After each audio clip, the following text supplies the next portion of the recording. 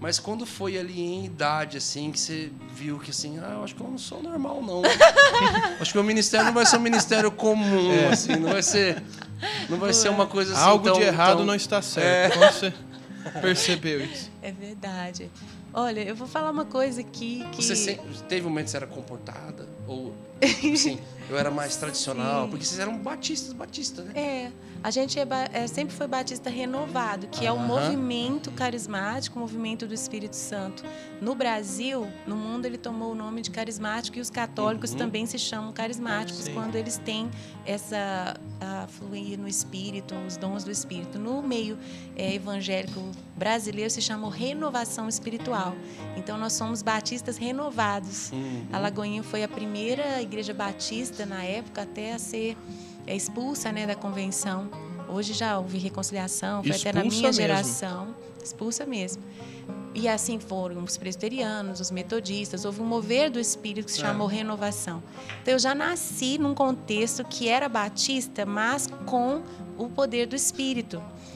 E ainda assim a gente tinha tudo muito formatado, né? E eu fui crescendo, a gente tinha momentos de louvor muito especiais na igreja, mas a gente tinha muitos limites e a gente ficava muito preso ainda na expressão. Eu lembro que eu via uma mulher da nossa igreja que era mais assim expansiva e ela ajoelhava para adorar e aquilo, todo mundo olhava para ela, julgava aquilo, criticava Você também aquilo. na época ou não? Eu era menina, né? Eu tava...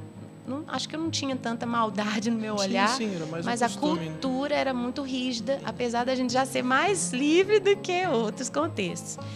E aí, resumindo uma longa história, quando eu era adolescente, eu comecei a ter mais experiências minhas mesmo com o Senhor. Desde a infância eu tinha, mas aquele anseio por Deus começou a me consumir. E eu queria algo mais.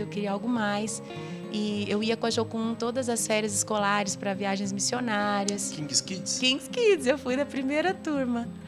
E aí a minha vida foi marcada, o Senhor me deu um chamado muito forte que envolvia música e missões. Eu não sabia o que isso ia dar.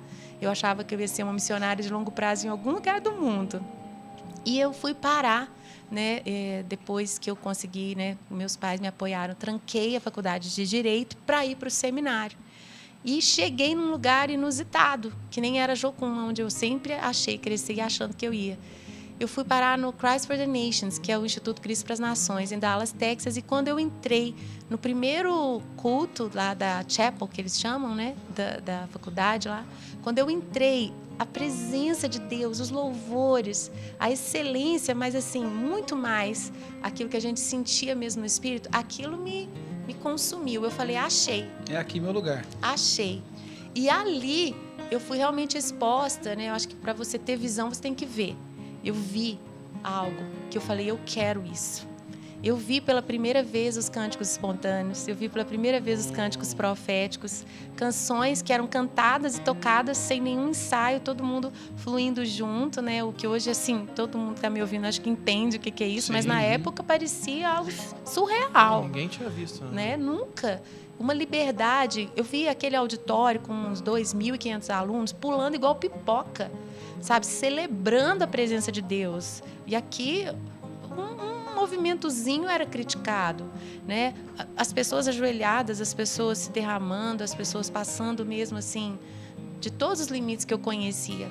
E aquilo, assim, para mim, achei minha tribo. E realmente eu fui exposta mesmo a algo que me transformou. E eu achei que eu ia para algum lugar, né, do mundo e o Senhor me fala, volta para o Brasil. Isso tudo não tinha no trono. Não, eu fiquei desesperada, porque realmente essa paixão assim pelas nações sempre me queimou muito dentro de mim. E aí eu voltei e eu não sabia o que Deus queria fazer, né? Era escrever uma nova história para a adoração brasileira por meio dessa menina. E nós... Você tinha quantos anos nessa época? 19 anos. 19. Quando eu voltei para Lagoinha, né, eu creio que para um tempo como esse também, eu nasci filha do pastor, né? Sim. Porque toda a confiança, né, a gente já vivia na igreja momentos de adoração muito intensos, mas com muitos limites, na expressão principalmente. E aí ele começou a me permitir introduzir as coisas novas que eu tinha visto e que eu mesma tinha que ter fé para me mover nelas. Porque uma coisa é você ser uma aluna, né? Eu nunca ministrei, até então não tinha ministrado lá no altar do CFNAI. Você era do El Chamar. O El Chamar é um grupo que veio antes do Diante do Trono, precursor, e eu era a mascote. Eu tinha 12 anos, que eu sempre fui muito afinadinha. Né? Minha avó cantava no El Chamar, minha mãe cantava no El Chamar. O Vona sabe. O Vona sabe a história, sempre que ele sabe a história. Obrigada. E ali a gente tinha Muito já ministrado. a orquestra já existia, a orquestra já era uma realidade na nossa igreja local. E, assim, essa excelência musical, sabe? Das harmonizações, do trabalho vocal, toda a técnica. Eu aprendi muito mesmo com o maestro Robinho e o maestro Sérgio Gomes. Então, quando eu voltei, aí tem uma outra parte da história, né? Estou falando demais? Não, oxe, é isso pelo que a amor gente de quer. Deus. Estamos aqui curiosos. Depois eu vou fazer um podcast com o Brunão, que eu quero te conhecer também mais. Não, já sei, eu vou ouvir tudo que já está aí no canal. Imagina se fala, não, tá, Ana, para um pouquinho. Jamais. Então, quando eu voltei do seminário, eu tive assim, um choque cultural reverso, que hoje a gente entende muito bem disso. Meu esposo é especialista, né, em missões, antropologia e tal. Então, eu entendi que na minha volta, toda a expectativa frustrada de não ir para o campo missionário e esse choque reverso de voltar para uma realidade que eu tive que transformar, né? Aquilo não estava pronto. Não sei se vocês se identificam com isso, mas às vezes na igreja local a gente se sente muito só. E quando você vai para um seminário teológico, para um lugar em que todo mundo foi, com mais ou menos todo mundo com o mesmo anseio, você acha que encontra os seus iguais. Sim, encontrei minha Por isso que tribo dá muito mesmo. casamento nesses lugares, porque você encontra pessoas com o mesmo anseio. Então eu voltei para um lugar onde eu me senti um peixe fora d'água. Entendeu? Eu era uma jovem assim que eu estava sempre com os mais velhos, nunca fui muito descolada, sempre fui muito séria, não sei. Amadureceu muito, muito cedo. E eu acho que é coisa de filho mais velho também, né? Que cuida dos irmãos, não sei. Virou uma jovem senhora. É muito, assim, responsável. Então, assim, eu voltei, né? E foi muito difícil a minha volta. Mas nessa volta eu vivi um quebrantamento muito grande. E mesmo que eu tive a minha conversão ainda aos 8 aninhos, o batismo com o Espírito também ainda criança, foi nesse quebrantamento, né? Você pode olhar na sua história, onde estão os quebrantamentos? Ali é que você realmente tem algo novo sendo gerado, né?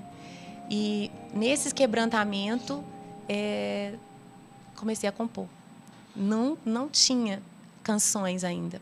Eu tinha brincadeiras com os meus irmãos. Eu e o Dedé, a gente sempre brincava de compor, mas canções de adoração nasceram da minha dor. Uma dor terrível. Outro dia a gente conta elas. Então, eu comecei a compor e apresentei para o meu pai as músicas, apresentei para o maestro, né, o Sérgio Gomes. Meu pai, ele tinha voltado da Índia para sondar a terra, espiar a terra para o primeiro trabalho missionário sustentado pela nossa igreja. E lá na Índia, ele foi cativado, né, pela necessidade do tráfico humano.